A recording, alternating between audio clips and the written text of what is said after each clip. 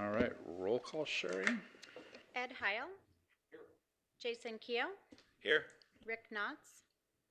Ashley Pasquale. Here. Robert Smith. Here.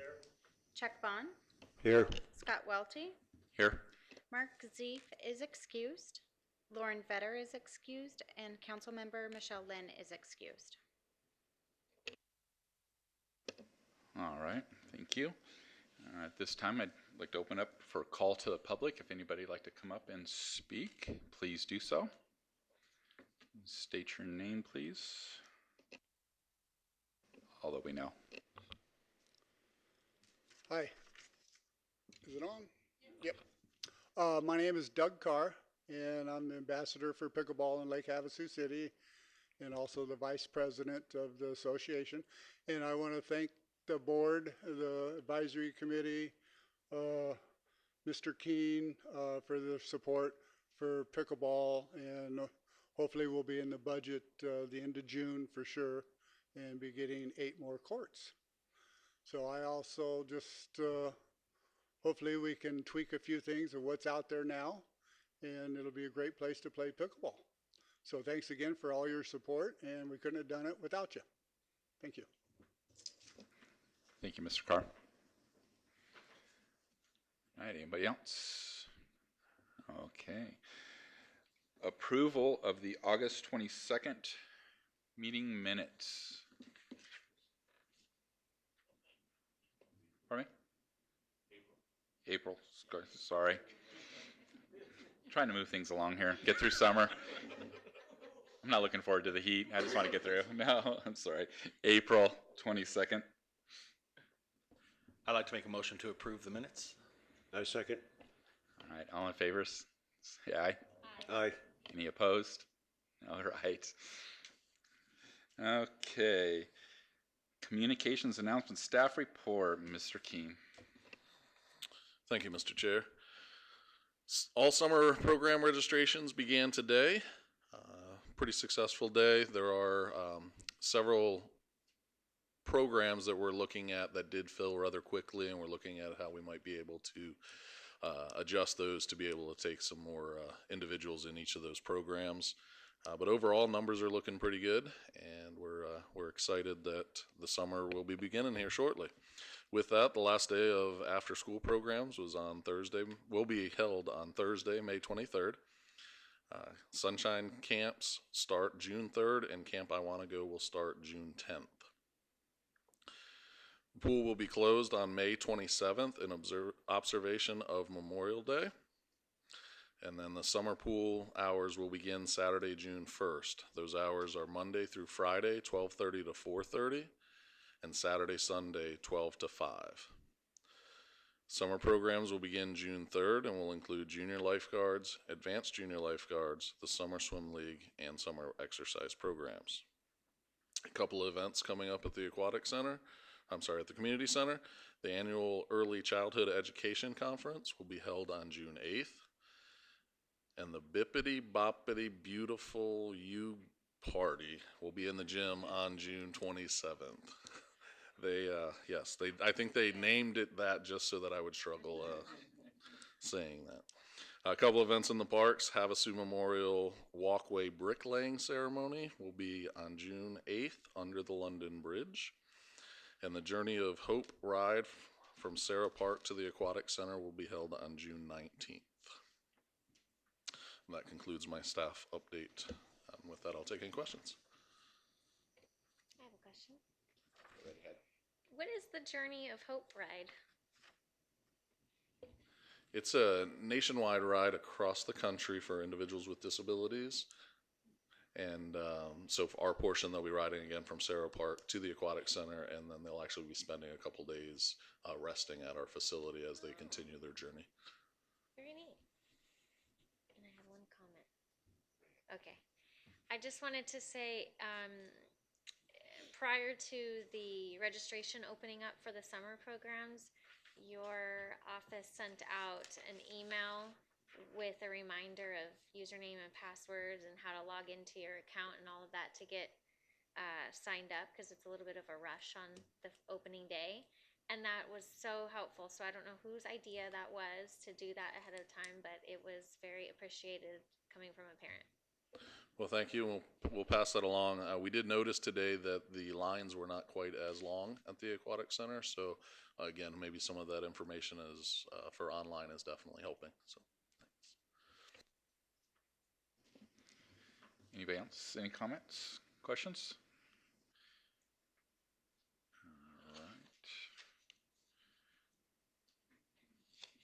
All right, moving on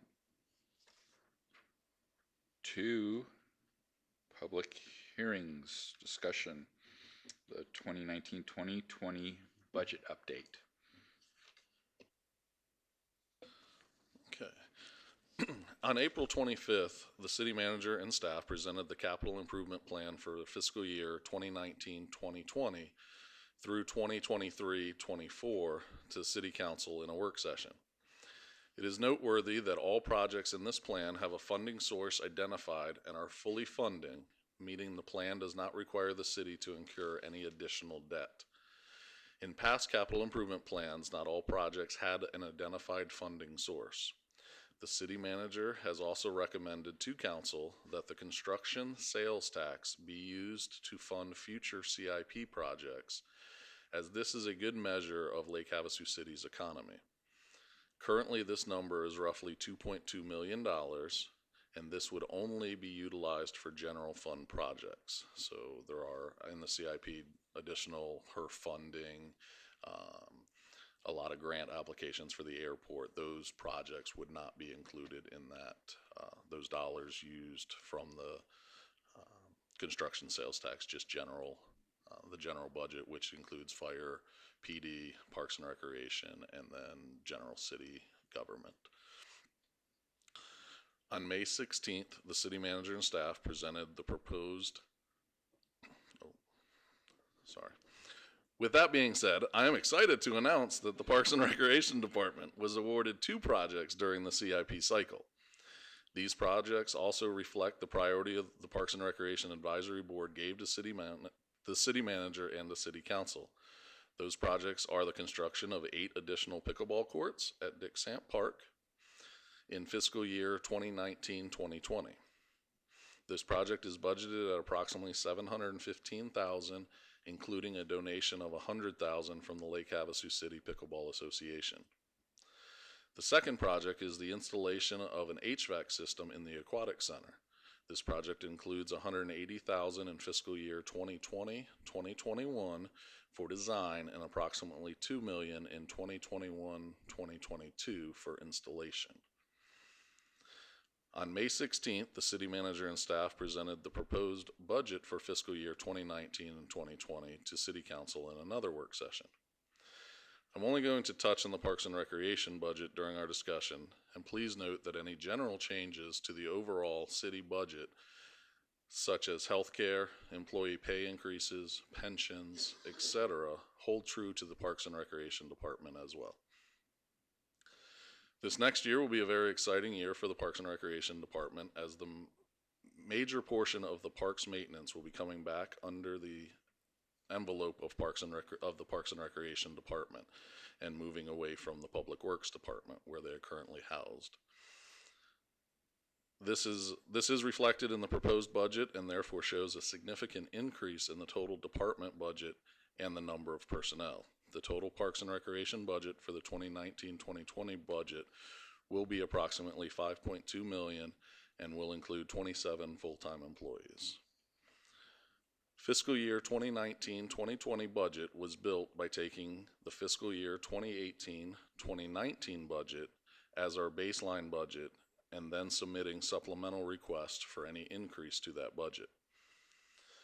Citywide, there were well over 500 supplemental requests made, totaling close to $13 million, of which 38% were able to be funded. In the Parks and Recreation Department, there were 24 supplemental requests totaling approximately $450,000. Of that 15 requests, we were approved for a total of $160,000. I bring this to the board's attention so that you may recognize that there are many needs in each department that go unfulfilled each year. Our belts are very tight, and this is the reason even Even little projects suggested by the board may not always be able to be accomplished, even though it seems as a very easy request. This was a little bit of a different budget process for us doing it this way, but I do think we ended up with a very good result in the end. Items noteworthy in the budget are funding for Teen Break, resurfacing of the tennis courts, new carpet in the Relics Rod Hall, new audio-visual equipment in the Relics and Rods Hall, creating 2 new full-time positions in our Parks Maintenance Division to replace a janitorial contract, park signage package, and funds to do general park improvements. So with that, that's kind of a recap of both the CIP and the budget process for 2019-2020. And with that, I will take any questions. Mike, Mr. Chairman. Go ahead, Mr. Fung. So the way you stated that, they want to do all of the capital improvements throughout the city, throughout all the departments, for the $2.2 million that the construction stuff comes in? Just the general fund departments. Okay, so what do you mean by general fund departments? General fund funds, police department, the fire department, parks and recreation, and then general Right, city, I mean, city yeah. government. The stuff that, like the police department grants that they would get, doesn't count and stuff like that. Correct. So they're dividing amongst 4 or 5 departments only $2.2 million for capital improvement. That is the source he has identified at this time, yes. So they don't want to put any more money into capital improvement throughout the city besides that. Well, we will still have the irrigation and drainage district, water, wastewater, those will all be funded separately. So again, it's just the general fund projects. Correct. But it's still several departments to divide up $2.2 million. Correct. And you said that we got 400,000, 400 and something thousand, and we got approved 160. And you plan on bringing 2 new employees on and doing all the other stuff that you stated for that $160,000? No. You're confusing the CIP and our regular budget. The regular budget, that's what I'm saying. On the regular budget, we got approved for that your supplemental, your asks, Correct. Askly. And we got approved 160 out of 400 and something thousand. Correct. And you plan on all the things you stated, bringing on 2 more, the cost of the 2 employees alone is going to eat up a lot of that. Correct, but that will be replacing a contract, so those dollars are a wash. Okay, so they're not included in that supplemental request. So we're basically getting back the money that we would have to put in the budget for outside contract for the. Correct. Okay, so that's what we paid in. I hope we'll pay for 2 employees, and then all the other stuff that you said. And you think you can do it for the 160,000? For the supplemental request that we had, yes. All right, because it's, I don't know if it was true. My wife read me in the paper the other day that our income is up in the city in that, but yet our budget is 10% less than last year. Now, if we're getting more money in, and the majority of that is due to debt expenditures. So we just didn't have the debt to have to pay off this year. And so that's really the savings, the reduction in the budget that you see. so it seems to me like they're in good times, and I understand they had to put away money in rainy day and stuff like that, but to be this frugal in good times when we could get a few extra things, that they're just getting too frugal. It sounds like the county used to be, or it kind of still is. But to me, they're letting stuff go that should be done when they have the income coming in, and just not doing anything. I know you're just talking about Parks and Rec, But did they put any money into? I talked to Jeff one day, and he said that they've been chipping away at their reserve and that. Are they planning on putting more money back into that? I do know that council did discuss a reserve of the amount to keep in the budget for catastrophic failure, so to speak, and I believe that number. Actually, I would rather not say off the top of my head because Yeah. the likelihood it would be wrong. So I'd just rather not throw that number out there. But yes, they are rebuilding some of those reserves as well. Okay. Well, to me, to try to fund, using that as that construction money as a strictly just the general fund departments is kind of crazy. Well, remember, that's funding our CIP, not our general fund budget. It's just the capital improvement. Just the capital improvement. I knew that. But what if the police department needed a new building, or some other department in that 4 or 5 departments needed something that took up over $2 million? That would take capital improvement away from everybody else. Correct. I think that's crazy. They need to look at different things, and I know it started with Mayor Nixon, but and in these good times now, they need to start looking at a little bit more. Instead of keeping the belts tightened as much as they need to not be so frugal. That's all I have to say. Thank you, Mr. Fun. Mr. Keogh, did you have something? Yeah, I did. Just so at the end of your list of what was approved in the budget, you mentioned general park improvements. Wondering if you had a ballpark dollar amount assigned to that, or maybe some examples of what that'll cover. Sure. The concept is at this point being asked to council to approve $150,000, whether it be every year or every other year, for some general park maintenance issues that we haven't been able to do. They don't reach the threshold to be a CIP project, but yet we still don't have that money in our general operation and maintenance budgets. Some things like additional lighting. There is some additional shade structures, flooring for some of our playgrounds, lighting for the playgrounds, additional red for the ball fields, just some additional cleanup and around the fences. So you know how the bottom of a fence always kind of curls up.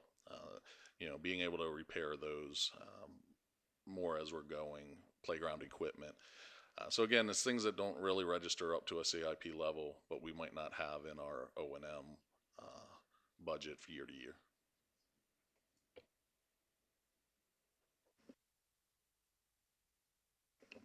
Go ahead.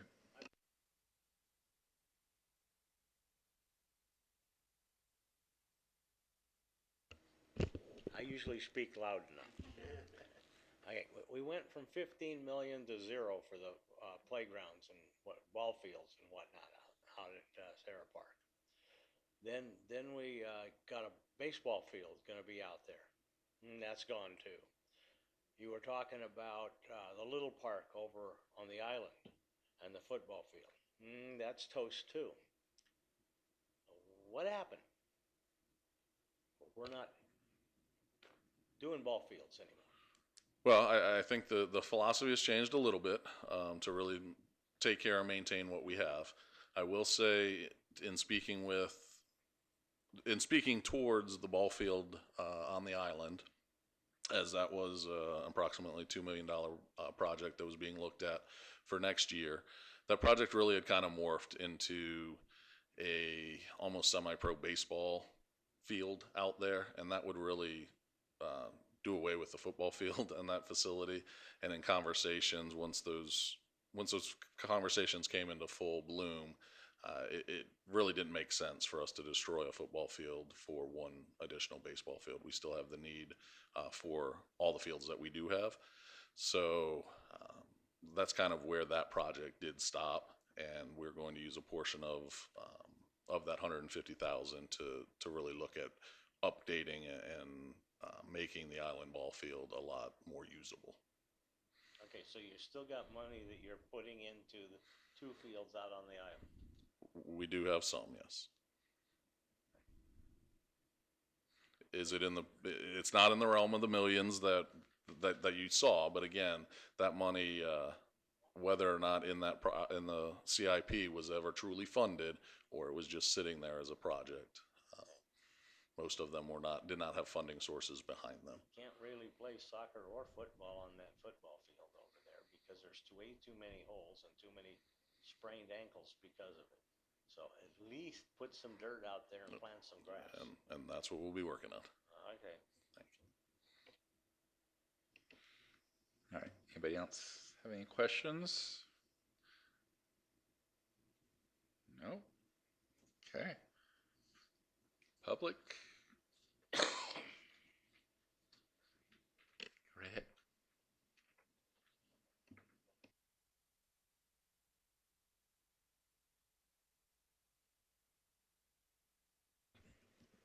Hi, I'm June Vaughn. I'm normally, quiet. I don't want to speak, but I've been to all these meetings, and the people from the soccer fields, they have come to you guys, and they have pleaded. And like the one guy said, Bullhead is always after them, for, making the soccer go there. What is that? What's going on now? No soccer fields? But then the city is contemplating about building a new courthouse? This is what I don't understand. Where is the money for the kids here, for our community here? And no, I always heard that there was 1.5 million. Then that was gone. Where did it go to? Why can't that be found and put towards soccer fields? Do we want to lose all these, people that want to come here to play soccer and play in tournaments to go to Bullhead? Someone has to investigate, and we have to stand up and start asking the council for a little bit more help. Thank you. Thank you. I think, again, with the soccer fields, it kind of came into, was brought to our attention also that they can only host so many tournaments a year. So it kind of came back to how they were going to sustain themselves in the long run, I think is kind of the issue that came up there, if I remember correctly. That is one of them, yes. And I in no way am saying that we have plenty of fields, even practice space. We could still definitely use some more, and we'll be looking into some different alternatives.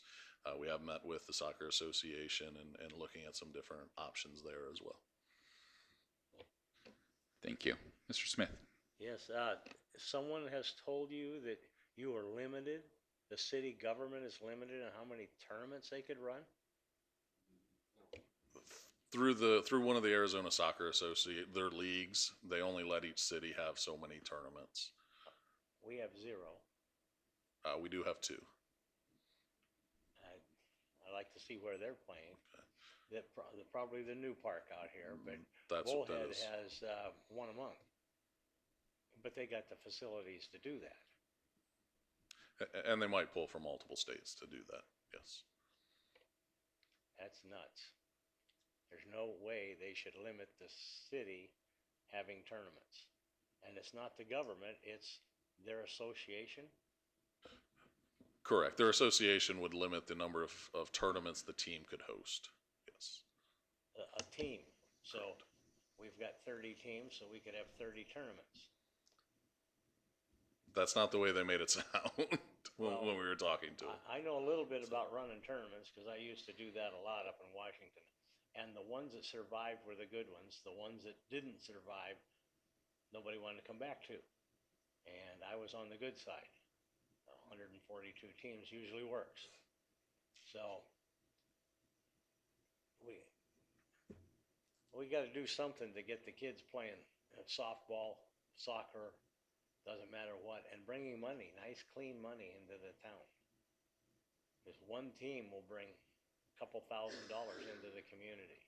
They stay overnight. If you book the tournament correctly, they got to stay overnight. That's a plus.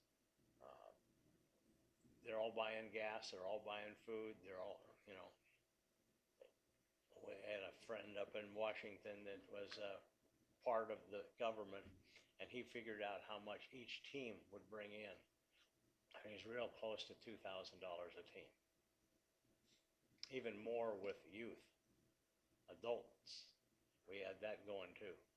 So, gosh, I hope somebody gets to it. I'll help run a tournament. I think it was Before I croak. Brett Miller who was prior on the board prior. I think there was two soccer organizations in town, and each organization, not team, but organization, can host 2 tournaments a year, is the way he made it sound to us. Again, I agree. I think we need more fields and stuff, but that's what was brought to our attention. Is he said that both organizations can hold 2 tournaments a year. Mr. Chairman. I just wanted to make one quick comment, Mr. Vaughn, just for clarification's sake. Do we have are the fields reserved for any tournaments for 2019 for soccer? I am not sure if those tournaments that we had in 2018 have rebooked yet or not. Yeah, I don't think they are, and it's part of that could be because of the limited field space and not having enough to play enough teams and then make it worth it for everyone too. So I just wanted to make sure that was clarified. Thank you. Mr. Vaughn, you had something? Yeah, on the soccer part, I'll almost bet you that the people that say where you can have tournaments and stuff like that, I bet you they look at the facilities at each place that has, like here in Bullhead or wherever that is.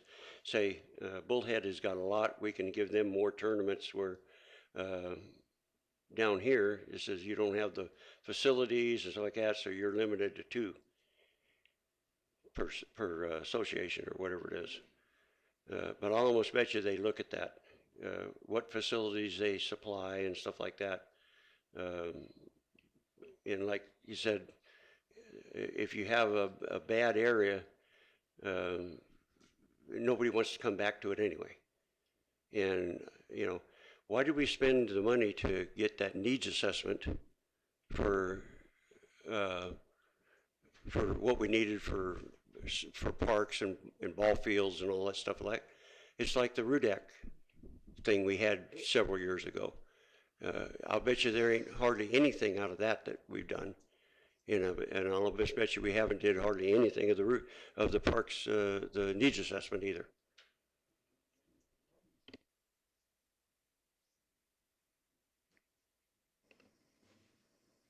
Mr. Keel? Yeah, so I missed last month's meeting, but I did catch up in the minutes, and I was one of the things I noticed. I was here when Brett Miller talked about. He kind of, made it the revelation that he didn't believe we needed 16 more fields or 8 more fields, or that we may not need a new set of soccer fields at all. And that was a different story based on the minutes. That was a different story that was told last month. But one of the things that I think was common in both of them is that they both suggested entertaining the idea of working with the school district. And I know we kind of touched on it a few months back, but maybe we could talk some more about that, because I hear Chuck and Bob and Mrs. Vaughn talk about competing with Bullhead City. I don't know. I mean, we're not talking about apples to apples here. One of the things that Bullhead has that we don't at this point, and we probably won't in the foreseeable future, is a huge supply of hotel rooms. It's really tough to get folks to build hotels here to support youth sports when they're gonna so that they can sell out for 2 or 3 months out of the year and then sit at 40 or 50% occupancy for the rest of the year. So but maybe the discussion about working with the school district for soccer fields would give us the opportunity to at least qualify for maybe some of those tournaments, some of those ad hoc tournaments that that haven't been booked yet, or the 1 or 2 extras that they can move around the state throughout the season. anyhow, that may be worth talking about in one of our upcoming meetings. Yeah. And we have had some internal conversations regarding that. We it was a suggestion in the study, the Fields Needs Assessment study, and it is again internally some conversations that we are having of how could that look. Thank you. Anybody else have any comments? One Mr. other Fung. thing on the gentleman's comment on the hotels and that. There's a lot of the groups that would come in now. They're looking at short-term rentals now, rather than just hotels.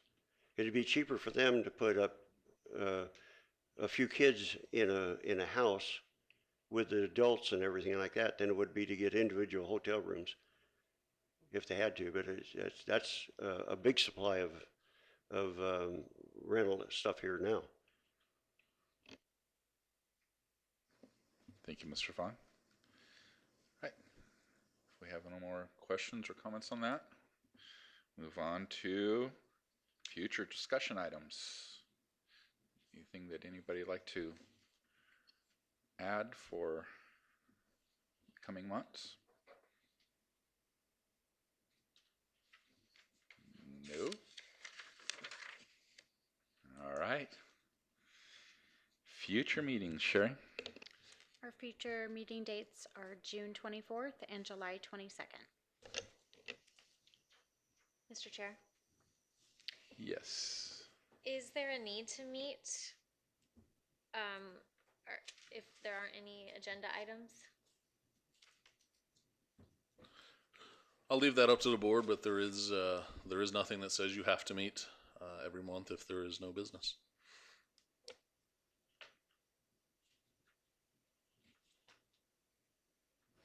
Mr. Chairman. Mr. Keo, I know what you're looking for, and it says at least once a month if business is required. No, there was a note at the end of the last meeting that was something that we wanted to hear about, and that's what I was looking for in the minutes. There is still it's where we sit right. with the field needs assessment in general, and that's a little bit of a lengthy process to get that together and presented.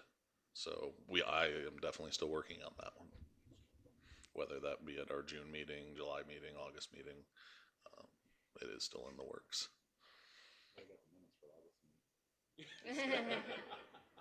Well, I guess then to your point, so June would be a little too early to pull that together. I think to pull it together adequately, what I would really like to do is, again, as Mr. Keo said and Mr. Smith, that we compare ourselves to Bullhead City all the time, and I'd really like to look at the financial impacts of the tournaments into Bullhead, how those fields were developed. That was many years ago when those fields were built. We're talking about a whole completely different construction cost. So I'd really like to spend some time and really compare to be able to grab those, as well as the financial impacts. How can it work? There are, yes, multiple. I believe the number is 11,000 hotel rooms right across the river from Bullhead, and they're very inexpensive hotel rooms in comparison to staying in Lake Havasu. So I'd really like to put together a full package so that we don't keep comparing ourselves to a city that we're nothing like.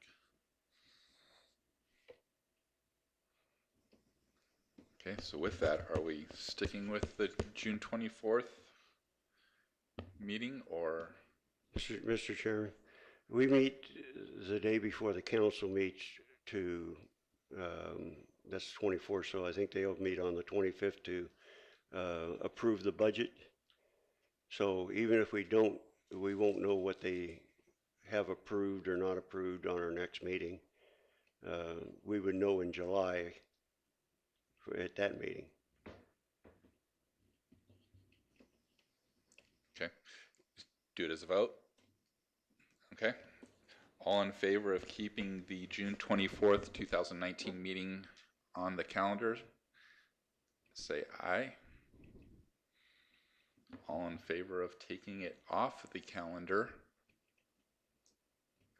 You got it. All right. You got it. So everyone is in favor of taking the June 24th, 2019 meeting off the calendar. So then the next meeting will be July 22nd, 2019. All right. And with I make that, a motion, we adjourn. Second. all right, meeting adjourned. Thank you.